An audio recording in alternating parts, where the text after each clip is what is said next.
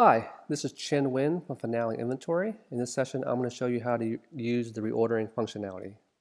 So let's open up the test account, and I'm click on View Stock. And for this tutorial, I'm going to use our polo shirts. So if you double click on one of the products, let me show you the parameters are used for our calculations in terms of the reorder calculations. So if you scroll down to the purchasing, as you see here, there's three fields that you use: standard reorder point, standard reorder point max, and standard reordering quantity of. The reorder point is essentially the threshold so to alert you when you get below a certain threshold. Reorder max is when you get below the threshold, what do you want to order up to? So in this case, when I get below 150, I want to back up to 200 t-shirts or polo shirts.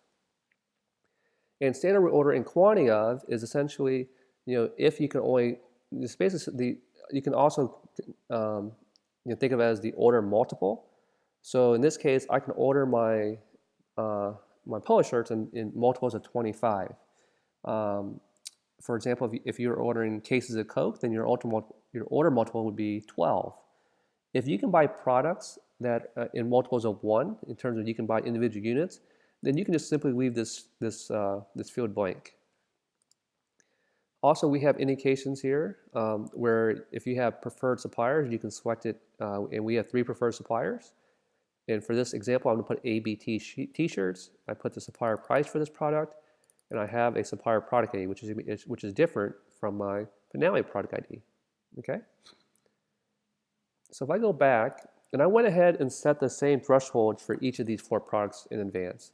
So as you see here, one of the things that you should be aware of is the Finale doesn't look at the quantity on hand for reordering. It looks at the available. So for the first product, the red polo shirt, we have 100 on hand, but Finale is based. It's available.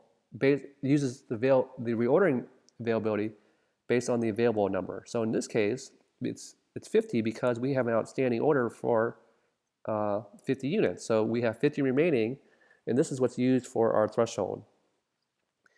If you remember, the reordering threshold that we have set for each of these products are 150. So if you see here, for these 4 shirts, we should create a reordering purchase order for the first 3 because it's 50, because these 3 are below 150.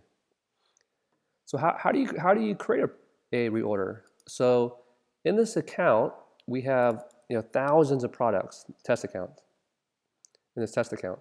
But if I go to reorder here, it'll basically aggregate all the POs, and if you have the products identified by the preferred vendors, it will aggregate the ones that we have to get reordered. So in this case, as you see here, here's the ABT t-shirts, and here's our 3 shirts that we have to reorder. In this demo, I actually can, with a click of a button, create 4 POs based on the reordering threshold for each of the products. And in this case, I have 50 available. My reorder point is 150, and I want to get up to 250 or 200.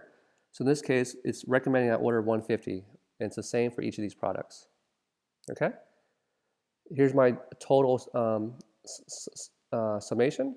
So if I click on Create 4 purchase orders, it'll create a purchase order for ABT t-shirts, for Alcor, for J&M, and EKS.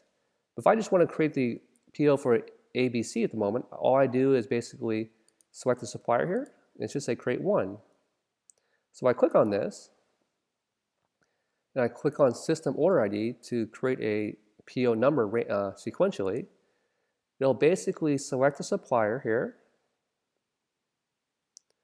and it'll populate these products. And these are the numbers based on the min-max threshold that we have set, but there's nothing preventing you from changing the number here if you wanted to modify the PO after you create it. Okay. Lastly, what you can do is you can hit Mark Purchase Committed. That's a firm order. From here, if you want, you can send out or email the PO to your vendor, and this is what it looks like.